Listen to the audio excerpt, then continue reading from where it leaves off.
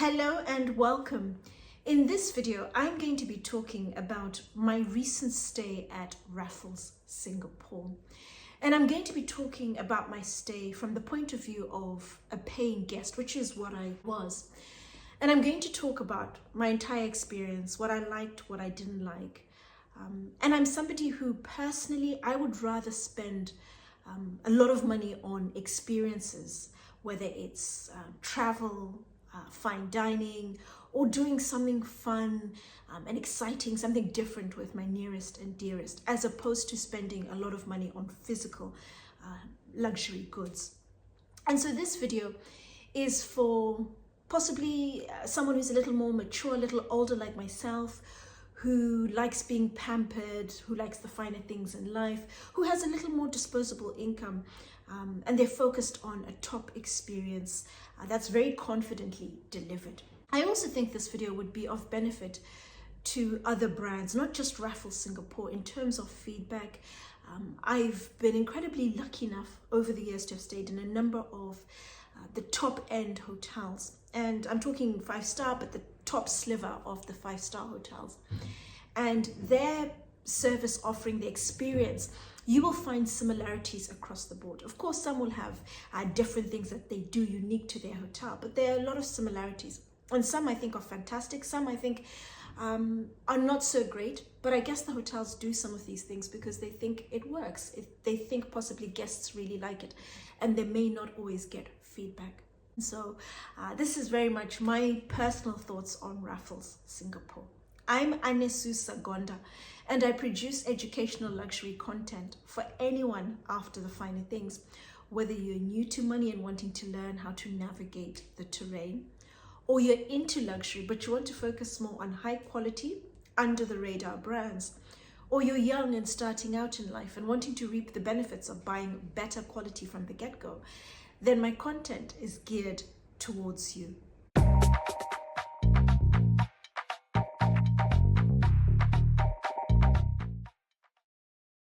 I particularly enjoyed the butler service, but I also highly recommend and enjoyed the tour with the historian. Every single Raffles guest is entitled to a complimentary tour of the entire hotel facility with one of their resident historians. They have, I think, 4 historians, and they all have over 20 years each of experience with the hotel. So they understand the brand implicitly and what is needed to really make a success of things. You are welcomed as a guest, you leave as a friend, and you come back as family, and you get that sense of belonging, being part of Raffles Singapore, the history, enjoying the facilities and what it stands for when you're staying there. And you're made to feel really special by the historians. It's a 90-minute tour,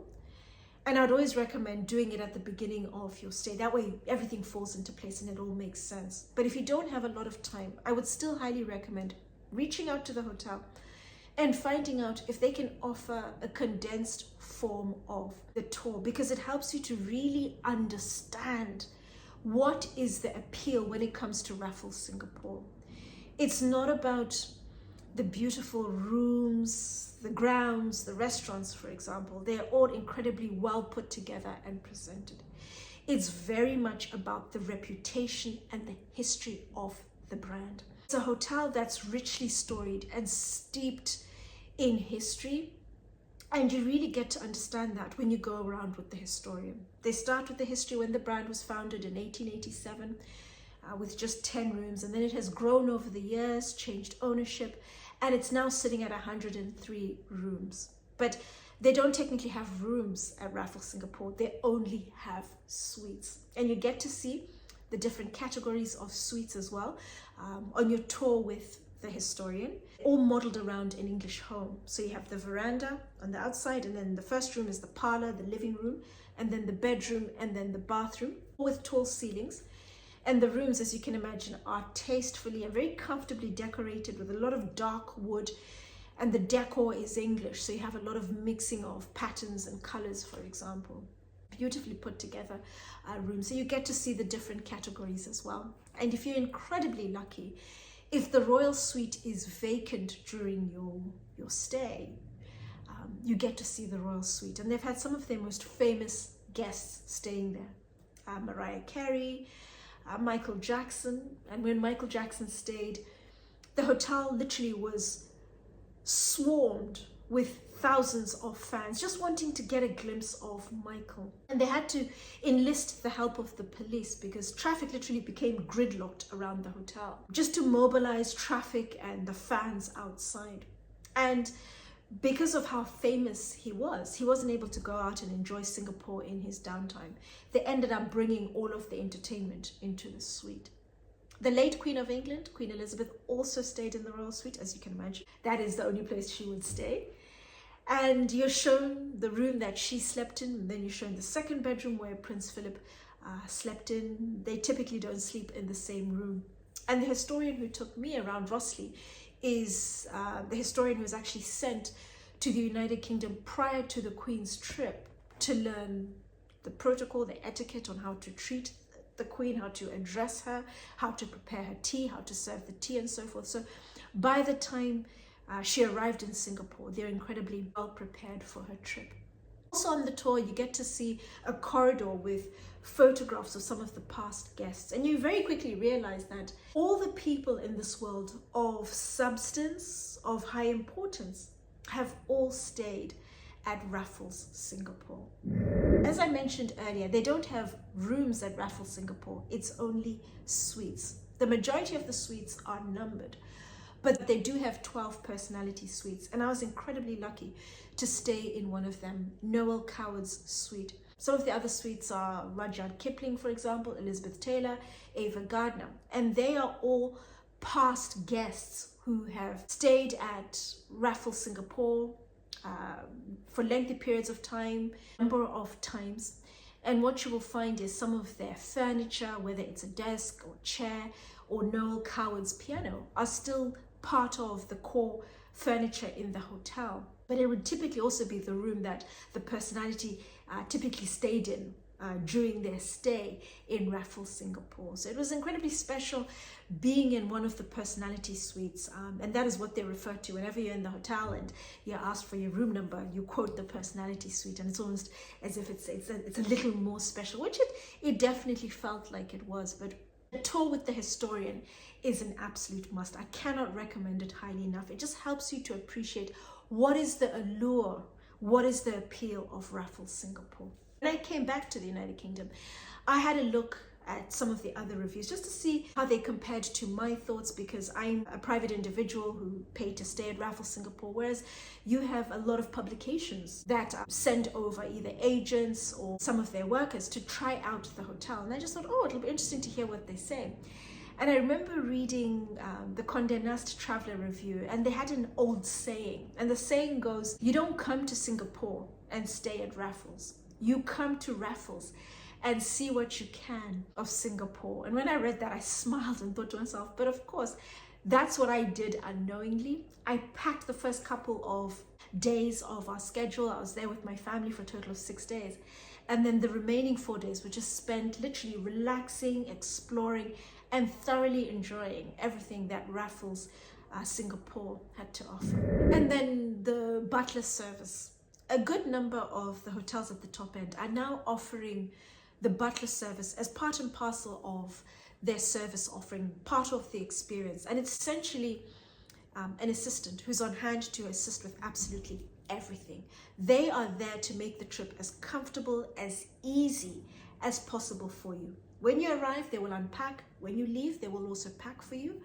If you go out shopping, they can organize picking up the shopping, packing it, or getting it sent back to your home country.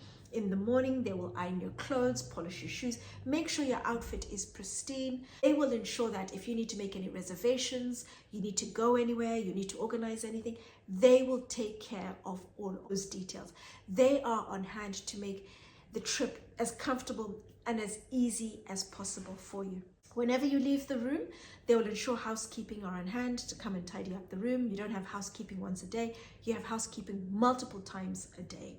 If there's anything that you particularly like, they will ensure there's extra supplies, whether it's a drink or snacks, for example. And if you're sitting on the veranda, like we did in most afternoons, they'll pop by, say hello, make sure you're all right, see if there's anything they can help with, or just unprompted provide some of the local snacks for you to try. So that's something that I'm fast becoming accustomed to. And I almost feel as if they don't have a butler, I'm not going to enjoy myself, because you literally just focus entirely on yourself and they take care of all of the details. You don't have to think about anything except whether you are dressed, where you're going, have you eaten, have you had something to drink, and they'll take care of all of the details to ensure all of that happens. So that's something I'm really enjoying. What I have noticed is you either have the butler that's part of a pool, or you have a butler that's dedicated. And I believe that has a slight advantage because they really get to know you and understand you.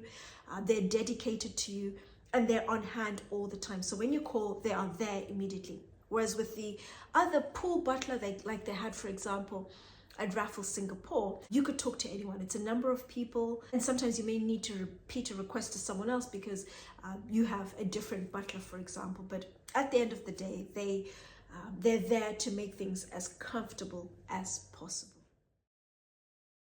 The service in the rest of the hotel was a little disjointed. The majority of the service we received in the hotel was through the butler service. But whenever we had to interact with the other parts of the hotel, namely the concierge, the service was always disjointed and it took a long time to turn things around.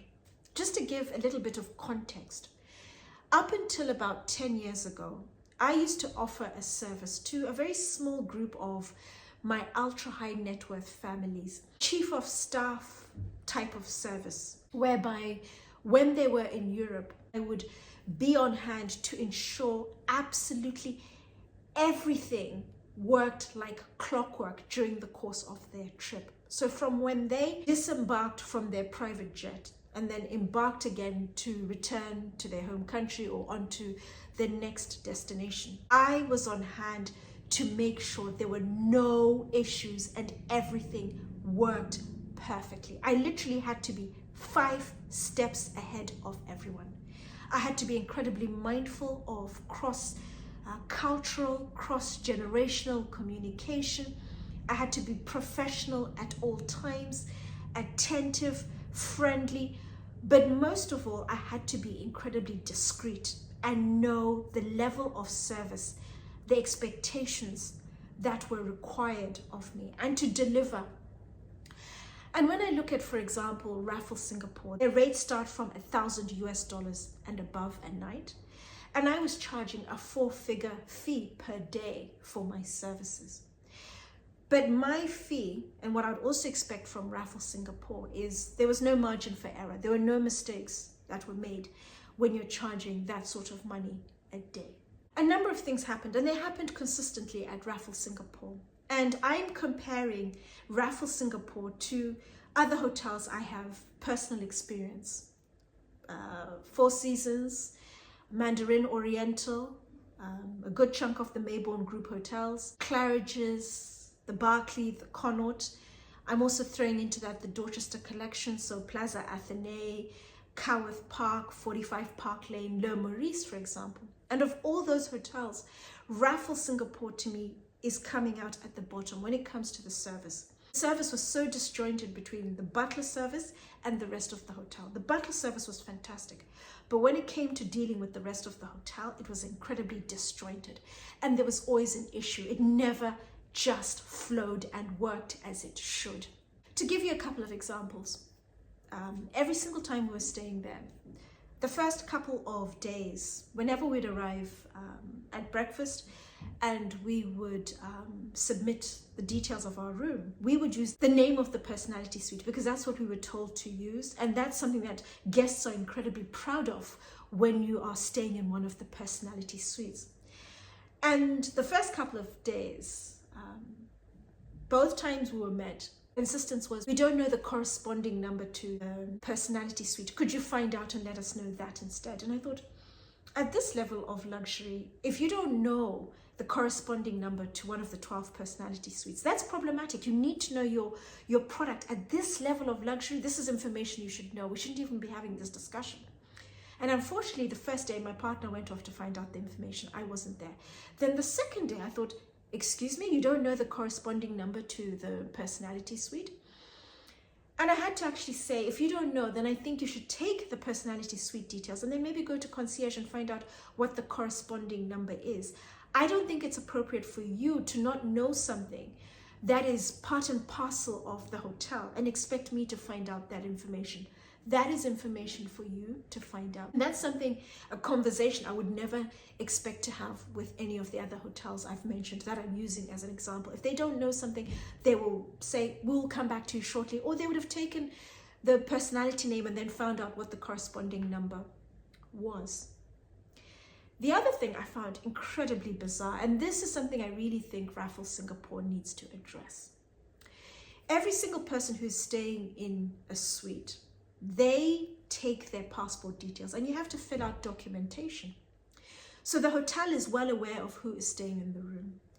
But for some strange reason, the room was booked by my partner and they kept referring to everyone in the party by my partner's name. And even if I called with an inquiry and they were dealing with an issue, they would always refer to my partner when they called the room looking for me. Or if I called, they addressed me as my partner. And I thought, this is really bizarre because of all the other places we have stayed, the hotels that I think are on point, that really understand the level of service that's needed at that level, they will find out all the people staying in the room. So when you arrive, the greeting card has everybody's name. If they don't do that, they will find out everybody's names so that during the course of your stay, you're all individually addressed. At Raffles Singapore, that never happened the entire 6 days we were there. I would continue to have to tell them, I'm Miss Sagonda, could I please have this information? And the one time that I requested a schedule for someone to go away and look at a number of addresses and then find out what is the best way to tour around Singapore. And the person addressed the information to my partner. So I went out and then when I came back, saw the envelope and put it to the side. I called the concierge desk and asked for the information. They had said to me it would be submitted within an hour. And they said, oh, we've already submitted it into the room. And it was addressed to my partner, so I didn't initially open it. But they were well aware the information was for me. We had the conversation and I thought, but you are aware that I'm a resident in the room. Why are you not addressing me? Why was the envelope not addressed to me? You have the correct spelling of my name from the system. And I was just a little disappointed. To me, that was a very basic error, that there was just lack of thought. I just couldn't understand, is it cross-cultural communication that everything is deferred to the man and the woman doesn't have a say? And if I would like any information, it has to go through my partner? And I just thought, you have people from varying backgrounds staying in your hotel from different cultures. And I just couldn't quite understand that logic, but it didn't make sense to me. And it's something that I thought was unprofessional and a little thoughtless. I think Raffles Singapore really needs to decide if they would like to be a 5-star hotel or an Instagram sensation. The hotel has been incredibly successful, particularly off the back of social media. You have a lot of non-guests, I would say, not necessarily tourists, because I don't think they're people who necessarily come and dine or use the facilities at the hotel. But they're people who will come around and stage photo shoots all around the hotel. And they literally overrun the number of guests in the hotel. When we checked in, we were upgraded to the Noel Coward suite and we're told we would be overlooking the courtyard. And we were incredibly excited. We thought, oh my goodness, this is amazing. I mean, being upgraded is music to anyone's ears, and especially a hotel of that caliber. But it was actually something that in hindsight, we would never have accepted. Firstly, the courtyard we were overlooking from 9 a.m. in the morning until sunset, So I'm talking about maybe 5 o'clock when the light wasn't so good. The courtyard would literally be overrun with Instagrammers staging photo shoots all around.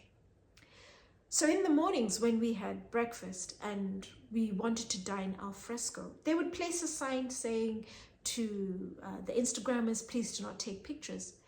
But the waiter was constantly having to fight Instagrammers who would sneak into the courtyard whilst we were dining and take pictures. It would invariably become part of the photo shoot.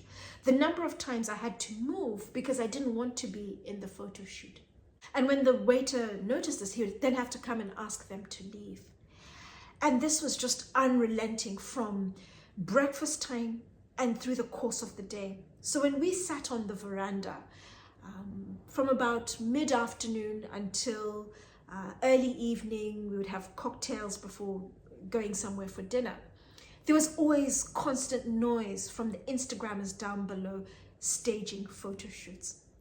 But what was really bad was the fact that we were told the facility was secure, so Instagrammers couldn't get access to the rooms.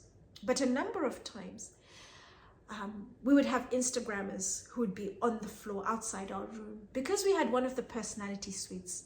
On 2 occasions, I opened the door to go out and there was an Instagrammer pointing to the sign because they were staging a photo shoot. There was also a time, our second last day, and we're just relaxing, shooting the breeze and chatting and enjoying cocktails with my partner. And lo and behold, from the corner of my eye, I could see someone crouching. And one of the Instagrammers was next to me and trying to take a picture of someone. And this is in an area we were told Instagrammers didn't have access to. And 9 times out of 10, whenever we came out of our room to go somewhere, there would be other people taking pictures. I consider, for example, my age, my likes. I like a place that is quiet, it's peaceful, there's no drama. I personally don't do Instagram shoots. I don't take pictures. I'm very much about being in the moment and enjoying something. And so the Instagrammers, it was incredibly overwhelming. At breakfast, the one day we had security walking through and they were able to stay for a few minutes, and whenever people wanted to take pictures, they were able to get them to move along. I think that's maybe something you need to consider as a hotel, actually having someone based there permanently during breakfast to ensure people don't take pictures, because that really takes away from the enjoyment. Just enjoying breakfast, talking with the other guests, enjoying the heat and just everything that Singapore has to offer. And then possibly actually having cordons and security and stating photo shoots at a certain time during the day, maybe between 2 and 4 p.m. for example. And then tourists are free to come and take as many pictures as they like if you would like to keep the Instagram people happy.